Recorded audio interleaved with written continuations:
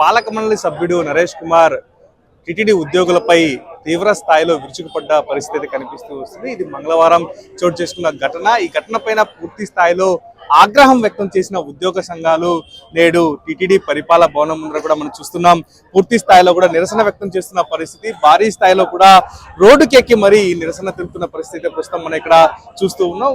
ఎప్పుడైతే సమైక్యాంధ్ర ఉద్యమంలోనే టిటిడి ఉద్యోగులు బయటకు వచ్చిన పరిస్థితి, అనంతరం ఇప్పుడు మాత్రమే ఉద్యోగులు బయటకు వస్తారని కూడా మనం తెలియజేసుకోవచ్చు. మొత్తం మీద మనతో పాటు కొంతమంది ఉద్యోగస్తులు ఉన్నారు, వారిని అడిగి ప్రయత్నం చేద్దాం. అమ్మా, ఏంటి అసలు మీ ముఖ్యంగా ఈ నిరసన కారణం ఏంటి, అసలు ఎందుకు ఈ రోజు నిరసన చేపట్టారు? ఓం నమో వెంకటేశాయ. ఈ ఉద్యమానికి కారణం మొదటగా మొన్న జరిగిన మహాద్వారం దగ్గర టిటిడి బోర్డు మెంబర్ నరేష్ గారు ఏదైతే మాట్లాడారో అవమానకరంగా మాట్లాడారు. ఒక చిన్న స్థాయి ఉద్యోగి అయినందువల్ల ఆయన్ని నానా బూతులు తిడుతూ ఆయన్ని పోరా బయటికి పో అనే విధంగా ప్రవర్తించడం చాలా దుశ్చర్యగా మేము భావిస్తున్నాము. ఉద్యోగులకి విలువలతో కూడిన భక్తులకి విలువలతో కూడిన సేవను మేము చేస్తూ ఉంటాము.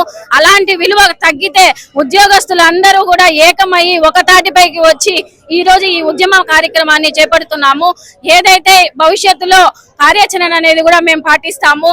ప్రభుత్వం వెంటనే స్పందించి ఏదైతే TTD board member Naresh Kumar గారిని విధుల నుంచి సస్పెండ్ చేస్తూ అలాగే ఆయన బాలాజీ సింగ్ గారిని క్షమాపణ కోరాలని మేము ఈ మీడియా ద్వారా తెలియజేస్తున్నాం. ఓం నమో వెంకటేశాయ. ఇప్పటికే మీకు టిటిడి అధికారులు పూర్తి సహకారం అందిస్తున్నారు. అయితే పాలక మండలి సభ్యులపైన మీ ఆరోపణలు ఉన్నాయి. అసలు ఏంటి పాలక మండలి సభ్యులకి మీకు మధ్య గ్యాప్? పాలక మండలి సభ్యులు ఎవరైతే వస్తున్నారో వాళ్ళు భక్తులకు సేవ చేయడానికి మాత్రమే ప్రభుత్వం కేటాయిస్తుంది.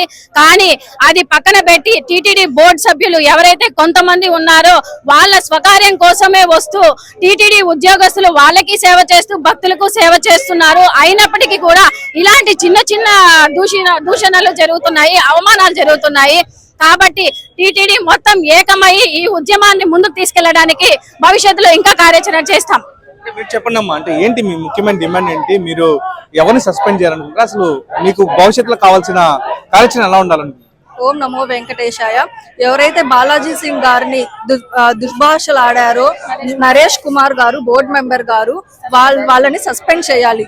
ఎందుకంటే ఇంత ఇదిగా మేము ఉద్యోగులు భక్తులకు సేవ చేయాలి, కానీ ఈ బోర్డు మెంబర్లకి అలాగే వీళ్ళందరికి సేవ చేస్తూ కూడా మేము భక్తులకు సేవ చేస్తున్నాము. కానీ ఈ విధంగా మాట్లాడడం చాలా బాధాకరం. ఉద్యోగులందరూ ఐక్యతగా నిలుచుకుంటాము. Why want justice. మేము మాకు జస్టిస్ జరిగేంత వరకు ఈ ఉద్యమం అయితే ఆపే ప్రసక్తి లేదు, ఇది కొనసాగుతూనే ఉంటుంది.